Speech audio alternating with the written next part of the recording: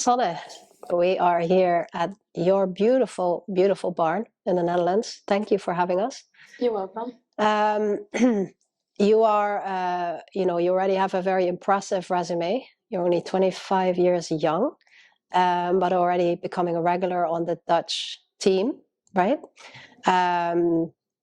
Already having gotten a silver medal during the World Equestrian Games, as well as a gold medal in Barcelona, the finals. Yeah. Won some Grand Prix already, Rotterdam, Madrid, recently Valkenswaard as well. But I want to start off with maybe another success that you had very recently during the Prague playoffs. Maybe a little bit a different kind of success, but something that really stood out to us, to me and my team anyway, which is you were riding and competing a very young horse, cum laude, during the big Grand Prix, the Super Grand Prix. You were clear. Was that his first Grand Prix? Yeah, actually, the week before I jumped the first 4-star Grand Prix with him. Right. So that was directly the first 5-star Grand Prix for him. My goodness. And okay, normally I would take a little bit more time, but now I want to also show my face there, of course. Mm-hmm. It's not just a show, of course. Yeah. Especially with an eye on next year that I'm in the team from the Iron Dames, the Can Stars. So yeah, I think it was for me very important just to be there. And the horse is brave, and he has the scope, just not the experience. Yeah. So I knew before I'm not going to scare the horse, and that was important for me, because if I scared the horse, then I wouldn't do it. Yeah. I knew he would do it, and then I thought, okay, just do that. Maybe we'll learn something from it. Maybe after like 2 or 3 down, he has an experience for him. I've been there, and then it's good. Yeah. And then he can have some. Now he has some weeks off. Yeah. But then he even jumped clear. He surprised you. Yeah, he really surprised me. Yeah. Yeah. And is this a horse you have been riding for a long time? I think since April. Okay. So not even that long. Yeah. Wow. Right. So tell me more about knowing. You said, if I know this is going to scare a horse, I wouldn't put him in a class like that. How do you know? Like, how can you tell if a horse is ready or not? Ready is always a bit the question, like ready to jump clear, that you will figure out the day yourself. But if you know the horse well enough and you ride it for a while, okay, I didn't ride him for so long, but I think I know him well enough, then yeah, it's difficult to say how you know it, because it's kind of feeling, kind of a connection you have with the horse, and I think that's very important, of course. And from there you can tell if you think the horse can handle it mentally and not physically. And again, like, tell me more about how you know. You said it's feeling, it's connection. How do you know if a horse is mentally ready for something? You can also see it and feel it in the steps we did already, on the levels we did already. Yeah, what I said, it's also kind of feeling, and feeling is very difficult to explain, I think. Indeed, yeah. Is feeling something that you just, use during the show when you're in the ring? Or is this something that's really something you cultivate or work on every single day? I think in everything that you do with the horse, simple things like tacking up, you can see how it reacts, putting a saddle on the back.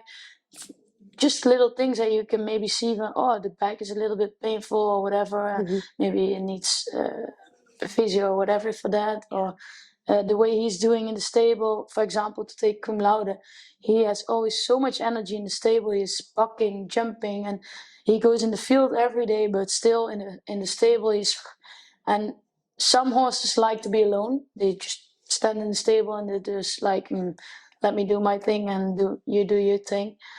But he really likes attention. He's always looking for you, where you are, following you. And then, when you pet him, he's like this, and then he's satisfied. That's the things that you learn from the horse. And what I said, every horse is different in that, because you would say, the horse needs a lot of attention, but some horses just like to be alone. Yeah, So what I'm hearing you say is that feeling, in a way, is something that you do every day, every moment, and it's actually something you acquire through listening. Yeah. It's like you're listening constantly to everything your horse is telling you. Maybe not in words, but he's telling you something all the time. Is that right? Exactly, and that's with also simple things. Putting him in the walker, go to the forest with the horse, jumping at home, jumping inside, jumping outside.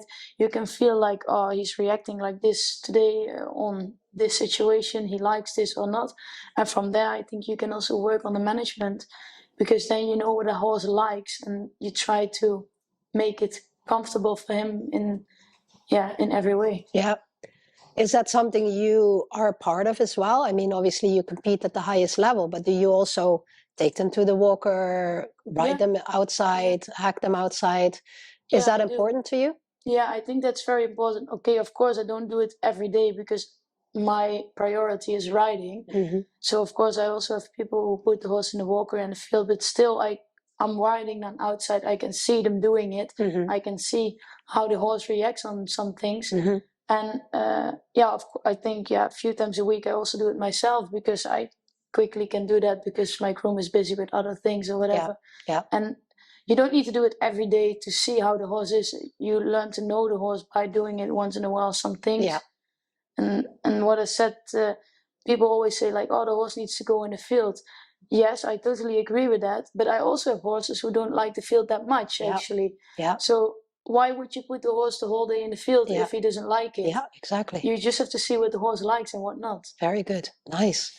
Okay, I love this. So what I'm hearing you say is it's really about paying attention, listening throughout the day, noticing.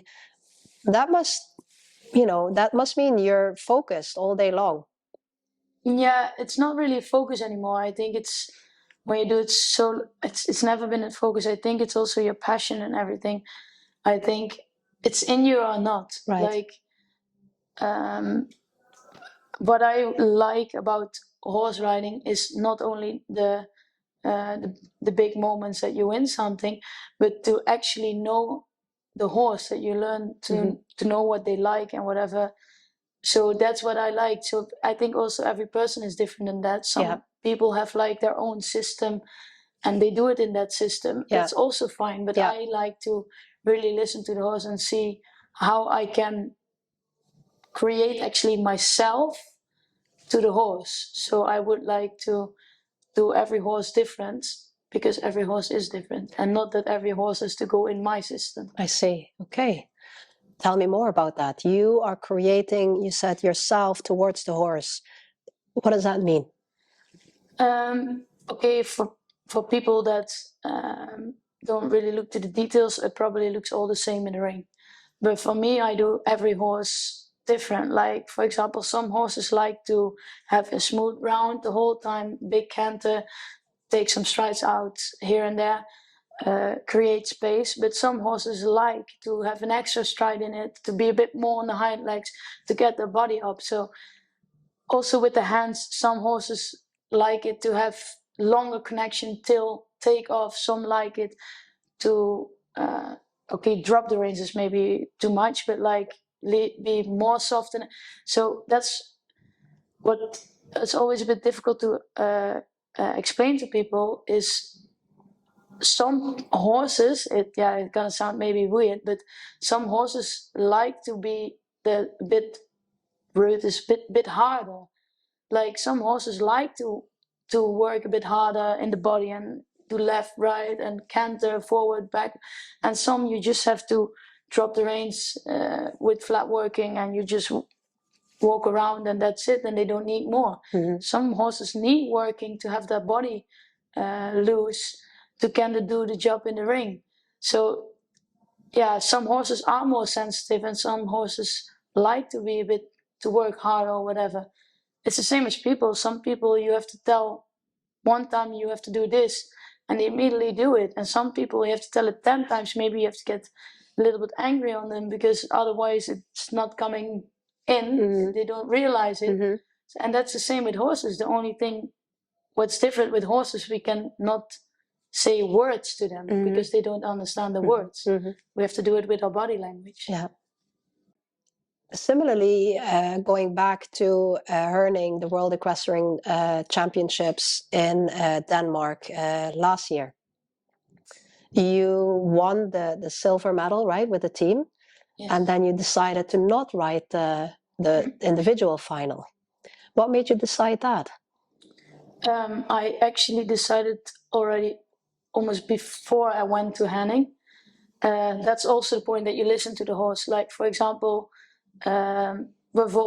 say this cum laude, I could say I ride him for the experience, also the individual classes, but his body can handle it. Mm-hmm. He's also younger and he has more power in his body. For example, Konkidam this time, he is a bit older and Konkidam has to give more on the fences. He has to use his body more to do the same job as cum laude. Right. Because he doesn't have the natural scope, it's character, it's his big heart that jumps over the fences. So I had already, I think I was on 7 point something penalty points. So I said already to be in top 3, even if I go double clear, I don't know if 7 point something is good enough. So why should I jump 2 rounds? Then it maybe would be for my own experience, but maybe I'm gonna hurt the horse with that. So then I decided to take care of the horse and do not do that, and be happy with the silver medal that we got. Yeah, I think there was not more to win. To add to that. So, yeah. Was it a hard decision for you? No, definitely not. For me, priority is the horse. Yeah, nice. Who taught you to listen to the horse like this? Tell me more about your story. Also my dad, of course, because I think he's also really a horseman and he also looks at the horses in different ways. But also to watch other riders, I think. I'm sure, because I also like to also listen to interviews. For example, Steve Gaddai is for me quite a big idol, because he's also really listening to the horse, and every horse different. Exactly. So it's also seeing other riders, listening to other riders, see how they do it, and then find your own way what you like. Yeah. I love that. Well, we, as you know, the first interview we did, like this one, was with Steve. I don't know if you already listened to it, but great. And what I'm hearing you say is very similar things. Yeah. It's really about tuning in and listening to the horse. So I think it's very powerful for many riders to hear that. It's not just about the goals you set. That's what I'm hearing you say, right? You have ambitious goals. You know what you want to work towards, and even next year, you have big things coming up. You're in a new team on the Global Champions League, and yet day to day, and even when it comes to specific goals, you always listen to the horse first and foremost. That's powerful. Yeah. Yeah, but I also think if you only go for your own ambitions and you don't listen to the horse, you're like, oh, I want to ride this class because it's an important class, but the horse is not in the right form, in the right shape, not happy that day, not having a good day, you're not going to win anything at all. So why would you do it then? Because it doesn't make sense anyway. Then. Yeah. Have you had to learn this sometimes the hard way? Have you had moments that you didn't listen to the horse? Yes, I think so. But that was not with the horses I have now. That was with horses with a little bit less talent. And with these horses, I also still want to do the big classes, big shows. And I went there. But what I said, these horses didn't have the talent as the horses I have now. So I didn't have the results. And of course, that was for me very hard, because you want it so much. You want to be on the top. You want to have results. But even as hard as you try, you're not going to have these results. Yeah. What did you do with that?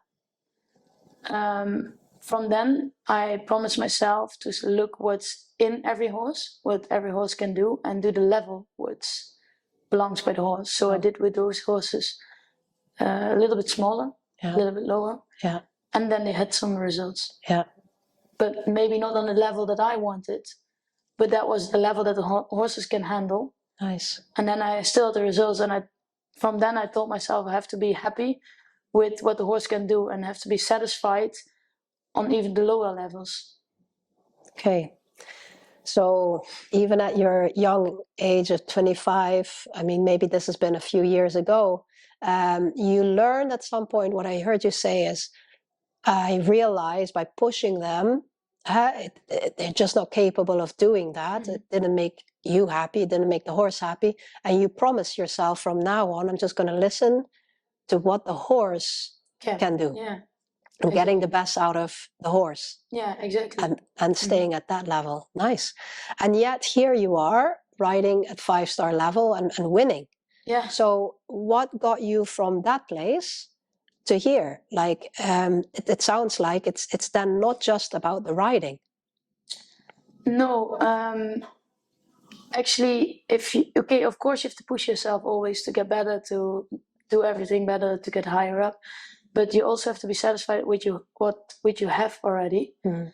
And that's sometimes what I said. That's sometimes difficult because you will always want more and more and more. Yeah.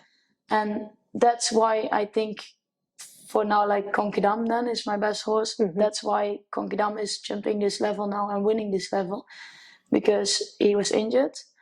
And when he came back, we slowly built him up, but no expectations. Like we take it time by time. And at one point I was jumping ranking classes again, and it was not bad. He was a few times placed, but I always told my dad, I said, it doesn't feel like I can go bigger. And then he says, yeah, but you have to try it maybe once to see. And then actually I went to Vegaire, Ascension Tour in October. Yeah. And there I tried one more time a 3-star Grand Prix. Okay. 3 down, and it was way too big. And I said, I don't do this anymore. I just jumped 145. I have to be happy with jumping 145. Yeah. And that's it. Yeah. And with no expectations, I did all the time the 145s. And because I did that, I didn't expect anything at all from him. He grew into the level again. And from then I was like, 145 feels small again. I said, it's like pony jumping for him. And maybe should try it one more time again. And then I did a 3-star Grand Prix and it was super. And from there on, even when I still didn't expect anything, because I was already, I can do a 3-star Grand Prix. Okay, but that's the maximum level now. Yeah. And then he started to do that really easy. And I was like, should I go bigger then? Yeah. And then I tried bigger and that felt comfortable again. And I was like, oh my God, he can do more and more. Yeah. But because I didn't expect anything from him, I didn't push him. Like, of course you have to push a horse to his limit to get the best out of it, but I didn't push him over his limits. Nice. From there, he grew into the level again. Yeah. Amazing. Okay, so I think this is really, really powerful to hear, because I have a lot of clients who struggle with this, you know. On one hand, you have your ambition. You want to succeed. You want to reach the top. You want to win, of course. That's why you compete, right? And on the other hand, you have the horse's abilities, the horse's limits, and that varies too. So to breach that gap, it's always about listening and not having any expectations. No, that's the point. Putting that aside and just being okay with where they are. That kills the horse and yourself, actually, when you expect too much. Absolutely. You better, how did they say it? Was like, if you don't expect anything, you can never get disappointed. Yeah. It's one thing to understand it, though, and it's a whole other ball game to live that. That's what I'm hearing, it's right? It's difficult. It's So that's what I did also with cum laude in Prague. I didn't expect anything at all. Yeah. I was like, okay, if I get to the finish with a few down, I'm satisfied. I just hope that the horse learns something from it. Yeah. Then I'm satisfied, and then you go clear. What I said, I didn't expect anything at all. Yeah. I couldn't get disappointed. I only could get better from it. Yes. And from there it was a huge thing, actually. Yes. Yeah. I think that's really powerful, because that taking away that pressure for you and the horse, it allows for a horse like Konkidam to just get back into it again, to have that space, to enjoy it again, to feel physically good enough again to excel. And then you get to Valkenswaard. Yeah. Right? Yeah. Tell me about that round. I mean, that was pretty phenomenal. Yeah, that was something special. What I said, also the horses are different, and I think this horse is for me very special because he can also feel human. He can feel me. Of course, we know each other for such a long time. It's almost like a relationship. So he can feel, even if I don't show it that much, he can feel my energy. He can feel that this is an important moment for me. Right. And because he has that huge character, he has a huge heart, he really wanted to do that day, because he even jumped better in the Grand Prix than the qualifier, because I'm sure he feels it. Right. And then it looked like, I don't know what we did with it. We gave him 10 Red Bull or something, but I didn't do anything different than any other shows. And he was flying there. He knew it. Yeah.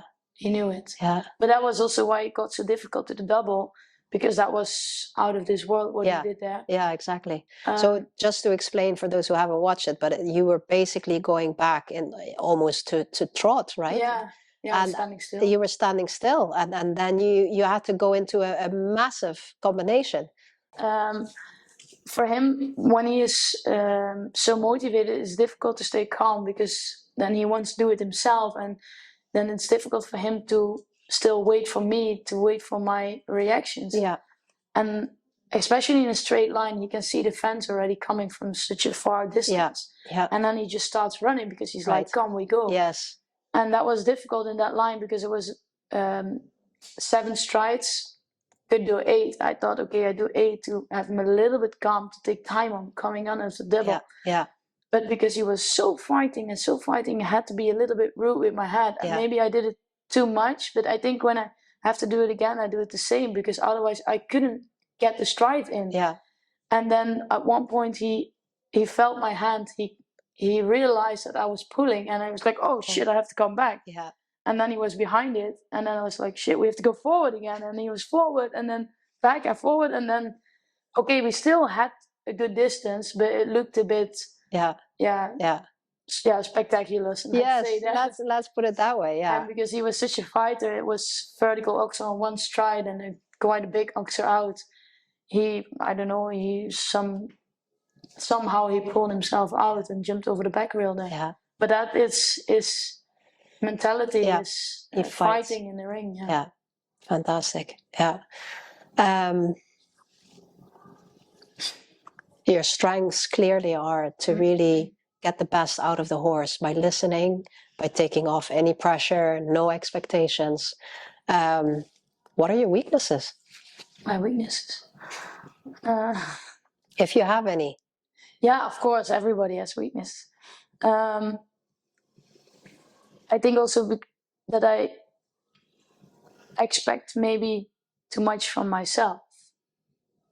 And because I want more and more, I want to get better, and then I look at the big riders, most of them are men. Of course, they have different riding. I'm like, I need to be as perfect as them. Like, if I look at Ben Mayer or say Harry Smulders, they can ride every stride, like in every centimeter. I'm like, I need to do that too. I push myself to also do that, but sometimes I forget then that I'm 20 years younger than them, maybe 15 years younger. But that's maybe not the biggest problem then, because it's maybe also a good thing. But then sometimes I feel that I also expect it from the people that I work with. Right. That like for me, I would like to work 24/7. Yeah.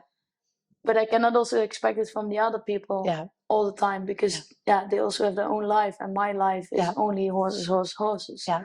So that's what I also have to tell myself sometimes, Sanne. It's your company, but the people work for you, but they also need to have some air here and life. Yeah. So that's maybe also that's maybe a little weakness. So you have your own business, is that right? Yeah. What is that like? Like running that, managing other people? How is that? Yeah, I really like it because I want more and more and more and more. I would love to have like 50 horses in my stable, because then maybe one of those is that one that is like Konkidan, because I realize how special he is. You're not gonna have like a second one like him quickly, or never. Mm-hmm. You never know, but the more you have, the more chances you have. Mm-hmm. And with that, I have to like calm myself down a bit, because I have already quite a lot of horses. I have then a girl who's riding for me. She rides actually quite good. She also has to learn a lot, but she has the ambition, so I think she will get there. But I have to also give away sometimes the work, and not want to do all myself, because I would love to ride all the horses myself. I cannot ride them all. That's impossible. Yeah. And yeah, with that, I'm quite busy also to help her with that, and I also want to see the horse that she's riding, to see how they're doing, to help her in the best way. And with that, I also have to, I think, realize that I had to learn things in life. Mm-hmm. Had made faults, and she has to do it as well. Mm-hmm. I cannot expect from her to be perfect. Mm-hmm. And okay, I don't say that to her, she won't feel it, but I have to tell myself the whole time, let her make faults, let her make faults, let her make faults, because I did also in life. Yeah. And that's what that's sometimes a bit difficult. Yeah, because you always want better and more. Yeah, of course. Yeah. So on the one hand, of course, your ambition, you set the bar really high, and yet you also understand, like, people also need to have that space, just like horses, to make mistakes. Exactly. And to learn from it. Yeah. So though it doesn't maybe come naturally in that sense that you just want to push all the time, it's something you just have to internally tell yourself all the time, like, okay, let them, give them the space, let them make mistakes, it's okay. Yeah. I think I do that good enough, but like in my head, I tell it myself 1,000 times. Yeah. Nice. If that's what it takes. Yeah. Right? Yeah. If it works. What is it like to work with your own dad? Good and sometimes difficult, of course, because a family company can be difficult sometimes. Of course, you get more, you can do more, because you're his own kid. Of course, you can do more than when you work somewhere and a place the people are not family from you. But okay, of course, sometimes you also take some things too personal because it's your dad. And then it's difficult to tell yourself it's also your work and he's your boss. Yeah. So that's always a bit difficult to find a balance in it. But I think we found good balance in it now. Okay. But that also took some time here and there. Yeah. So we have different roles, and working with family or someone that's really close to you can be really challenging. I mean, I hear this all the time from clients. On the one hand, there is that personal relationship, but then also in your case, your dad is your boss, or and so knowing what you're saying is you had to learn to know. Sometimes he says it as a boss, and I need to take it that way. Yeah, exactly. And sometimes he's my dad, but you need to know the difference, and for you to see that. Yeah, exactly. How did you learn that? Yeah, I think you learn it by time. It's difficult. What is it? Of course, it's also a big plus because you get more than when you work in another place. You can do more. Like the good horses, you can ride it because you're his kid. But there are situations that you think like, oh, I want to do it my way, and then he tells you as a boss, you have to try it this way, and that's difficult because if it's really your boss, you don't say anything back like, I think I have to do it this way. No, you just try it and do it. Yeah. And that's when, especially when you're younger, you think you know it all, but you don't. Yeah. You don't have even half experience of what he has. Yeah. And that you have to learn by time. So that relationship needs to evolve, both of you. Exactly. Yeah. Nice. I think also for my dad, he needs to learn is a big word, but he needs to get used to that we're getting older as well. Yeah. We're not their little kids anymore. Yeah, indeed. At one point. Yeah. So learning to trust you, that you can also make your own decisions. And Exactly. yeah. But I must say, I also ask him quite a lot of times for his opinion, and what his experience are with that situation, because he's been to the situation already. But it's most of the time with dealing and with business. Business and people and everything. Yeah. But also, of course, also the writing. But I think because we see him so much and we learn already so much from him, the basics are in it already. Yeah, they're there. They're there. You don't have to learn that anymore, I think. Yeah. Have you ever doubted yourself? Yeah, of course. Yeah. I even want to become a vet at one point. Really? Stopped riding. Yeah. Yeah. Yeah. Yeah, that was that period that I had those horses that were maybe a little less talented. And I still want to do the big levels and no results. And at one point, because the horses make faults, you think, oh, maybe I have to ride different. You start to ride different. You don't see a distance anymore at one point. At one point you think, like, I can't ride anymore. Maybe it's better to do something else, because I know how difficult it is to make it in this world. And you have to work for it every single day. And then at one point I'm like, if I'm not talented enough, then maybe I should do something else. And I was like, okay, I go back studying again and become a vet. How old were you? I think that's 4 years ago. Okay. I think so, yeah. So 3 or 4 years. What got you through that? What made you not study to become a vet? To do what I said in the beginning of the interview, to not expect too much and be satisfied on what you can do at that moment. Yeah. And not want more if it's not in it at that point or that moment. Got it. So, that's why I went. Yeah. It's quite a lot for a 21-year-old, though, to learn, right? Yeah, definitely. Yeah. So that was quite difficult on the age of 21. But what I said, I didn't feel really 21 at that point. I think I felt already 25 at that age. Yeah. And I don't feel 25 now. I feel a bit older, actually. Yeah. But that's because I did already quite a lot. I think on a young age, I saw already a lot from the world. I had already some situations on a young age, so that maybe also helps. And when you get to that point that you're not sure if you're good enough at riding anymore, then you also have to realize yourself, do I want to push myself to the limit? Do I want to go through it? Mm-hmm. Or am I satisfied with something else? And that was the point that I realized, okay, I want to do this. I want to keep on going. Yeah. And that's why I kept on going.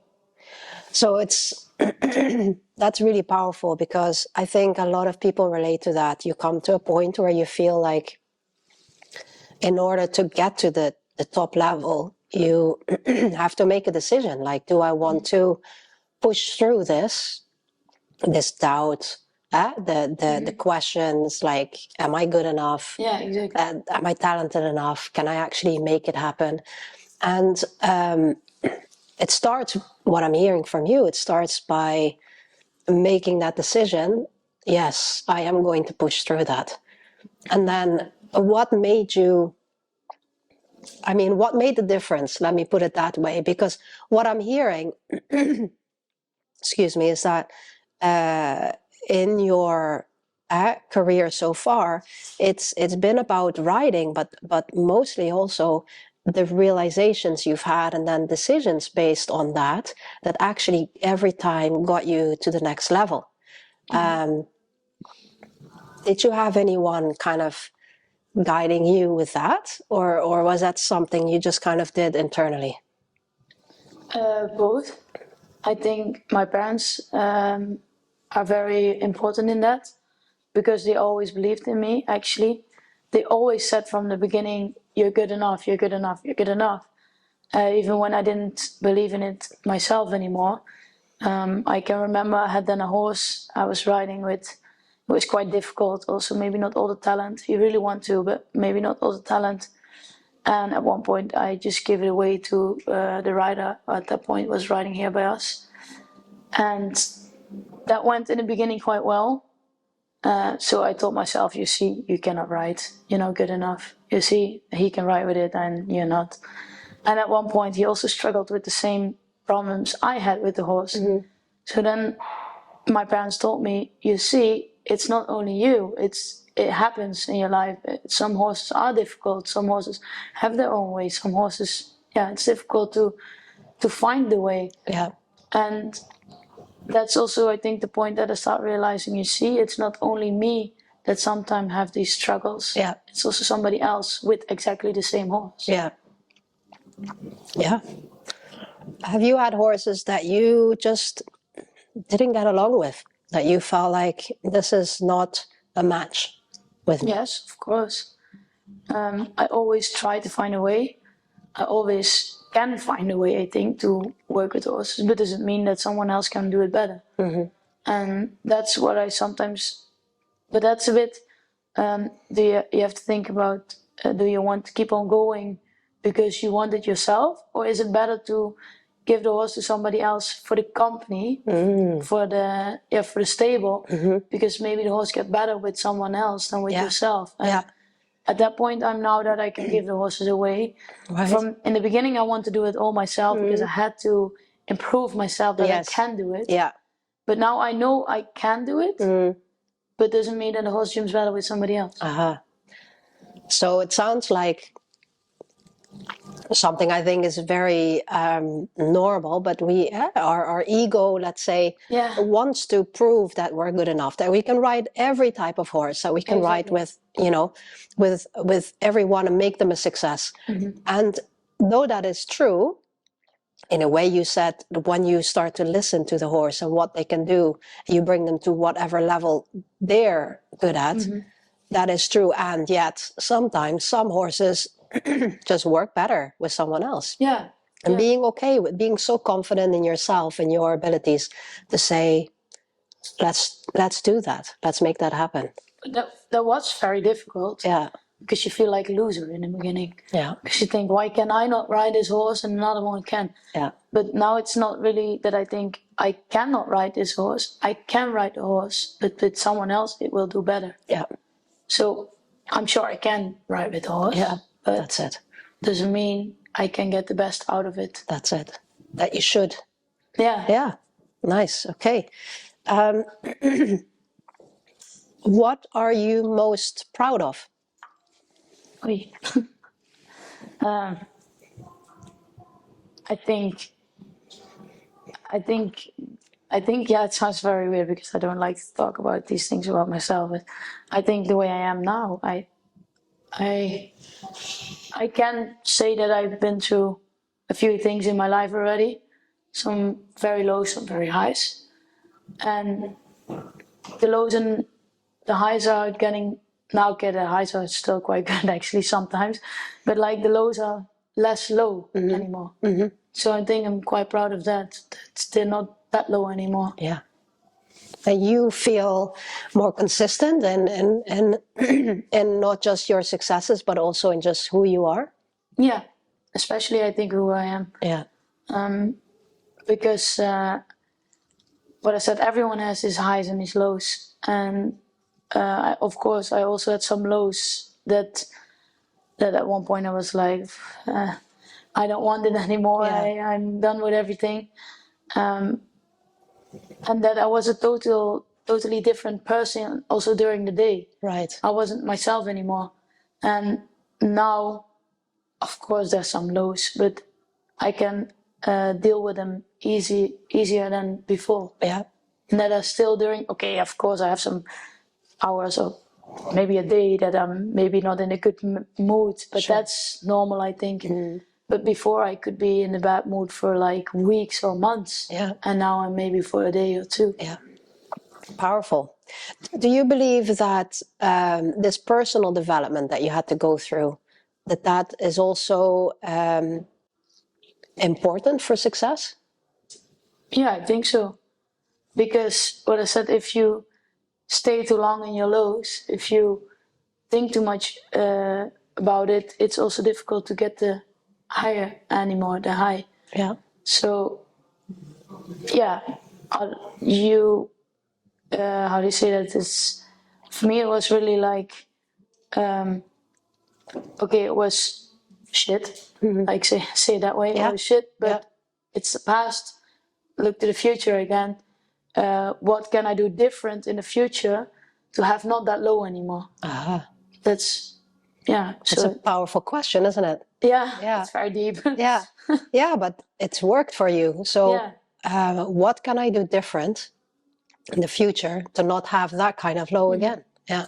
Yeah, and I mean, you can keep looking back on that low, like, oh, I did it wrong, and think like, oh, I hope I can do it over again, but not gonna help you because you cannot go back in time. You only can go forward. Yeah. So you better leave it behind you that you're not in a bad mood anymore.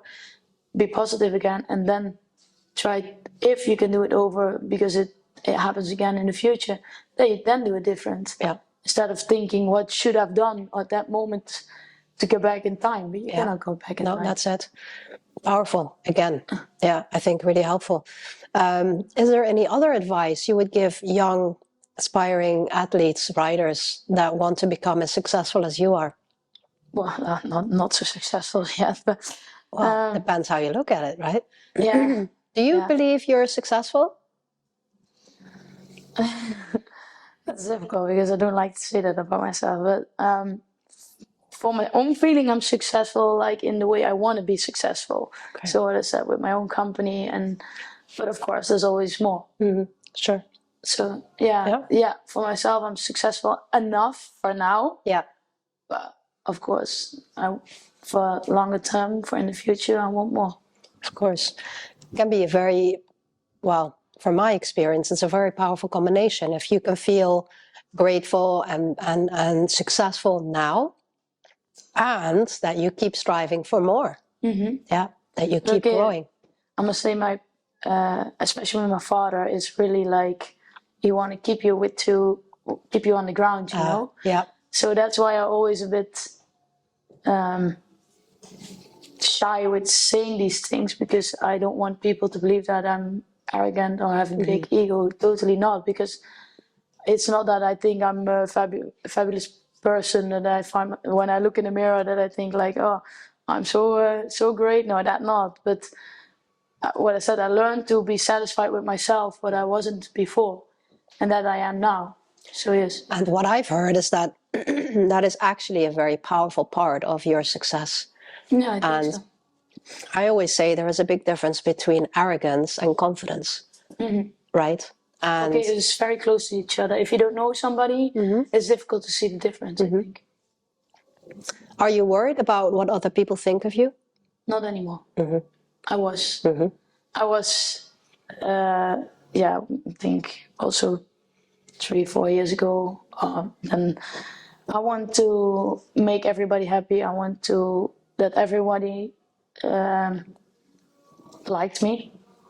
That nobody hate me, or that nobody has opinion about me like, oh, look at that, that little princess in the big world, she just has good horses. If they think that, they can think that. I don't mind. Yeah, I work for it, and of course I have good horses. Of course it's easier to start from a horse family. I wouldn't lie about that, that's for sure. But now I just try to do my own thing. And even if people don't like me, I cannot be friends with everybody. Yeah. I wish I could. Yeah. But it's not how the world works. No. Yeah. Yeah. Okay. Again, I mean, you've already given us so many helpful, really advice, thoughts from really tuning in and listening to your horse, what your horse is telling you, to not having any expectations. Not just, knowing that, but really, really living that. Yeah, exactly. I actually have like a quote for it that I really love that, a quote, that's what I had to tell myself every time again. It says, follow your heart wherever it goes. And that was not only like your dreams, but also what people think about you, because you have to follow your own heart and not what people tell you what to do. Powerful. So yeah. Wow. Yeah. I don't know, I really like that one. Yeah. Sometimes it's those quotes that can really guide you, and it sounds like that internal dialogue, telling yourself, this is important, just, follow your own heart. That is, at the end of the day, what can make the difference. Saying to yourself 1,000 times a day, give them the space to learn, It's difficult to have your own opinion. Yeah. Because I also been through that period that I had someone else's opinion. Right. That you were so uncomfortable about yourself. You didn't know what the good and the bad things are anymore. Right. Yeah. Not that there are good and bad things, but like you didn't know what to think anymore, and you only saw someone else's opinion, and you think, oh, that opinion from that person, that's it. That's it, and then you don't have your own opinion anymore, because you think you're not good enough. You think other people don't like you, and that's so difficult to get out of it, and to find your own way, what you really like. It's still difficult to ask yourself, what do you really like? What do I really like? I think I like this, but I still have to find out during the years if this is. For myself, I think it's not really improving anymore. For other people, it's improving for myself. So what I'm doing now, I think I do it for myself. But where I said, it's still very difficult, because of course you like that people tell you you did a good job, or I have respect for you. Or everybody, of course, everybody likes that. Everybody wants to hear that. And it's so difficult to tell yourself you have to do it for yourself and not for other people. Okay, so it sounds like really internalizing the lessons through quotes, for example, to repeat that for yourself, to live that has been really powerful. Any other advice that you have for young riders wanting to succeed in the sport? You just have to chase your dreams, I think. But for yourself, realizing, do I really want this? And if you really want it, just go for it. Don't listen to other people like you're not good enough, or it's too difficult, or whatever. If you really want it, just go for it. That's what I think. It's very important. It is. And it's really powerful to hear from you as well, because it's exactly what you had to do as well. You had to dig deep, right? Yeah, of course. Final question. You mentioned many times, I still have goals, I still have dreams. What is there on the horizon for you? My biggest dream is to build my own company, to build my own stable. What does that look like? What does it look like? Actually, I once draw it on paper already. I would love to have like a bit like old farm, so that you have like a courtyard, like stables around it, and then in the middle the walk or the lunging arena, things like that. And then especially a statue of Konkidam in the middle, because he's also the one who made me. If I didn't have him, I didn't have those successes. I would have some, but not the big ones I've had so far. Well, I'm convinced that there is still a lot to come for you. I love also the fact that, for you, success is who you are, first and foremost, and also building your business, having your own stable.